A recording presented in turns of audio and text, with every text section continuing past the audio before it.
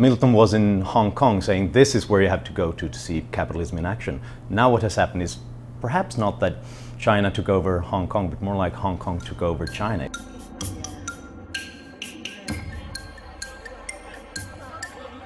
Hi, I'm Nick Gillespie for Reason TV, and today we're happy to be talking with Johan Norberg, the Swedish-based author of most recently Fiscal Fiasco, and also the host of the great new documentary Free or Equal. Johan, thanks for talking to us. Thank you. Free or Equal traces or retraces the route that Milton and Rose Friedman took in Free to Choose, the path-breaking documentary from decades ago. What did you find as you went around the world looking at some of the places where the Friedmans had been years ago? Well, it's really a mixed record in a way, because during these 30 years, the first thing that has really happened is that so many places have picked up, become influenced by those ideas and started implementing them. We can go to places like Estonia, where we really had a prime minister who read the book version of Free to Choose, or to China. Milton was in Hong Kong saying this is where you have to go to see capitalism in action. Now what has happened is perhaps not that China took over Hong Kong, but more like Hong Kong took over China. It's really a dramatic revolution. And I guess the single biggest global change was the collapse of communism, which had a massive effect, certainly in places like Estonia and China.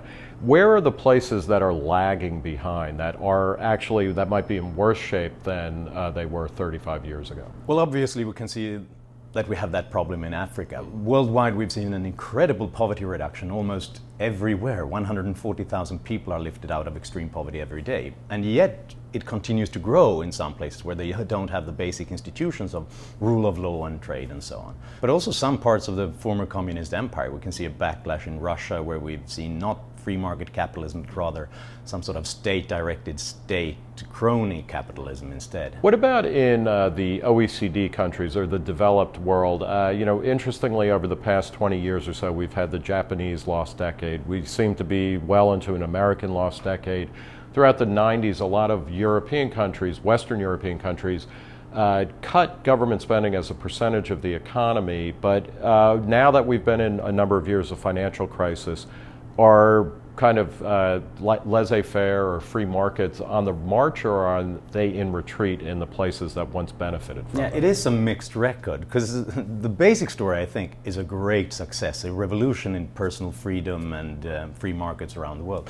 And yet, what is really stunning when you look at the original Free to Choose documentaries and the kind of ideas that the Friedmans visited, you can see that so many of those battles have to be fought again and again. And specifically after the financial crisis, you can see all those things with bailouts of private companies, government takeover of industries, healthcare and so on, stimulus packages, massive debt and so on. And that's what makes you a little bit depressed when you see this, because they could see things so clearly and how this would ruin things. And somehow we thought we'd won those debates, but they always come back. A big part of kind of Friedman's thought and in Free to Choose is the idea that economic freedom leads to political freedom. Did you see things that kind of bear that out, or does that thesis get complicated, or did you find that it's really just not operative? I think that history has shown that there's a lot to that idea, definitely. We've seen that in Latin America, we've seen that in East Asia.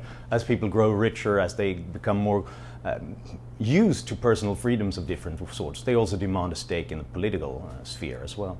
But we also see exceptions, and China is the big exception. Singapore is another exception, where it's still been possible for a small, tiny elite to sort of give people the material goods, and in exchange people keep quiet. But at the same time, it's too soon to tell, because you can really see that something dramatic is taking place beneath that surface. In the United States, and you write a lot about Europe and about the United States, the book about the financial crisis in the U.S. and the roots of it.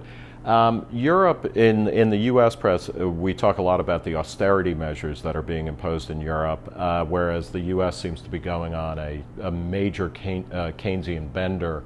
Are austerity measures actually taking place in Europe, and if so, are they helping or are they hurting the kind of restart of the economy? Yeah, austerity measures are taking place, and that's not really because that debate has been won by those who love austerity. It's because we're out of money in so many places. So that's the only thing you can do. If the markets don't dare to lend you more money, you have to do something about it. And it's really quite dramatic and it's quite radical. Some places took the lead.